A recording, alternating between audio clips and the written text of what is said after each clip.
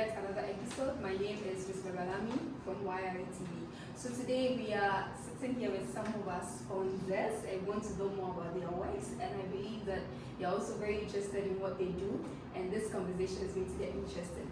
Without wasting much time, let's get into the conversation. Hello. Hi. So, can you tell our lovely viewers something about yourself?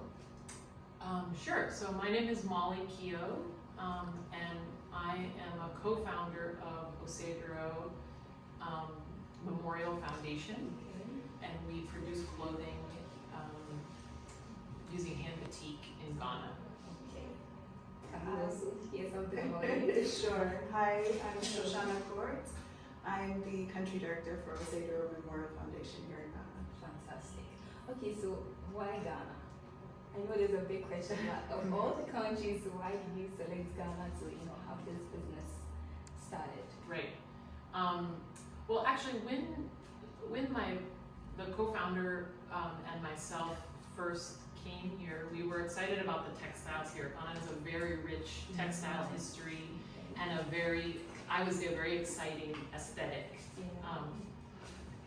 People are very kind of fearless and experimental in the way they combine things and wear things, and that was exciting for us to come and kind of participate in. We originally, I think we were quite naive, and we were like, oh, we'll start in Ghana, and then we'll go to this country and this country, and we'll travel all over the world. And then we came here and we were like, oh wait, once we started actually doing the work and producing clothing, we realized that if we want to do it well, we need to invest in one place and build the infrastructure. And so we've decided to be focused. Okay. Yeah. Fantastic. And also the name, I've been a bit curious. Osei-Duro. Any background message you got to do? Any of you comments?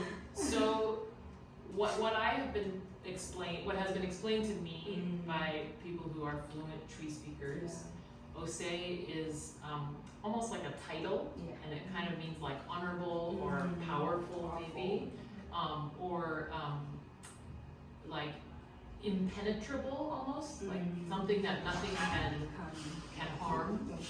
And the Duro is like from Oduro, like medicine. And here in Ghana, there's a fine line between this concept of medicine and maybe even the concept of like magic or power. So then combined, I think the name the meaning is like this thing that nothing can harm. But we didn't know that. We thought it looks nice. And as foreigners, we're just like, oh, this is, and looking back, we're like, okay, that's probably not how you choose a name. But we feel fortunate that this name that we chose has a very, a deeper meaning that feels very positive for us. Okay, great. So right now, starting this business, how has it been so far in Ghana? And what's your market like? Is it locally? Do you get more of your market from Ghana itself, or you also ship worldwide and all that? Okay, so most of everything that's produced here gets shipped overseas. We are looking at building a more local market. We've started little by little. We don't like waste. So as much as possible, things that don't pass our stringent quality control. So there might be small defects. We like to sell locally just to make sure nothing goes to waste. But we are also looking at expanding the local market. Fantastic. So now let's look a bit into fast fashion. You do understand each other when it comes to the fashion industry. Every time clothes are being made, some are low quality, and then it ends up in landfills, and some. Actually, in Ghana, we have the second-hand clothing coming. So, what's your organization really doing about this?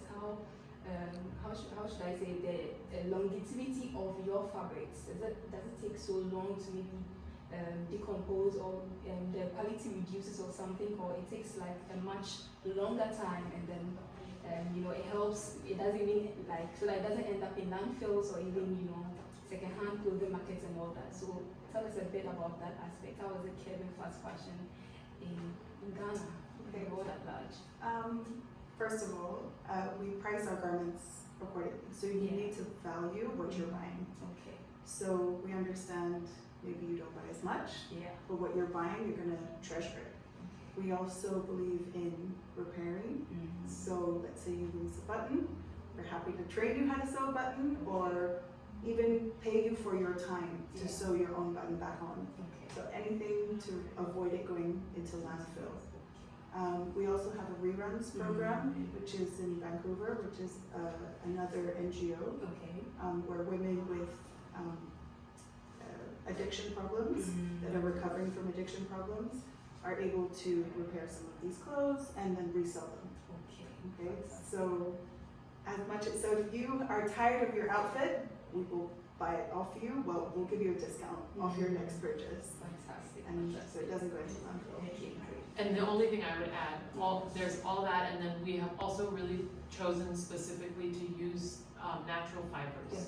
So everything that we make is either of cellulosic or protein origin. It comes from plants or animals. And a big problem with a lot of the clothing that are going to landfills is they're mixed fibers. And it's very hard to separate the polyester and the linen, let's say, or whatever the combination might be. So we really avoid synthetic materials. Okay, so now let's delve into your waste aspect. So what do you do with the waste after the fabrics? Maybe, because I know you sew fabric in some pieces and all that. So what do you do with those kind of, leftovers? We keep them. We collect them from the factories. We don't want anything left in the factories or thrown away. We keep all our scraps, which is, you are welcome to them. Anybody is welcome to the scraps. We have a ton of scraps. You're free to make your own projects. We've had a few people approach us and partner with us and, do different things such as our rugs. I think that's been a very popular one. We'll have some other scrap projects coming up as well.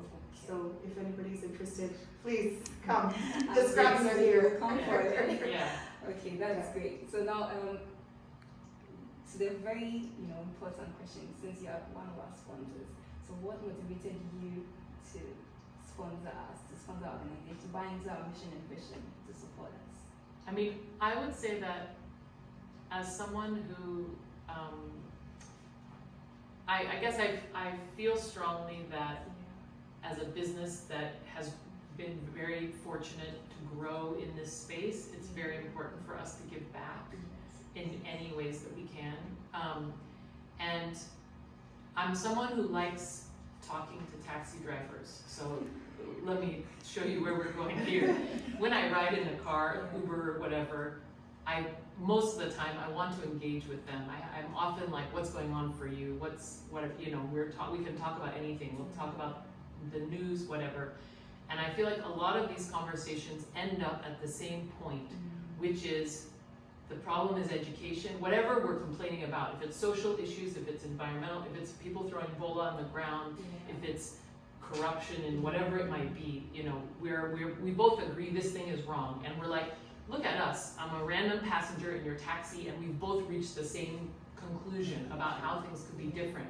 Why isn't it happening? And usually where the conversation lands is it's education. Young people need this information early so that a whole generation can share these common, values. And so when it came time to think about who can we contribute to, I very specifically was like, anything that has to do with environment and education seems like the base of where we need to build from.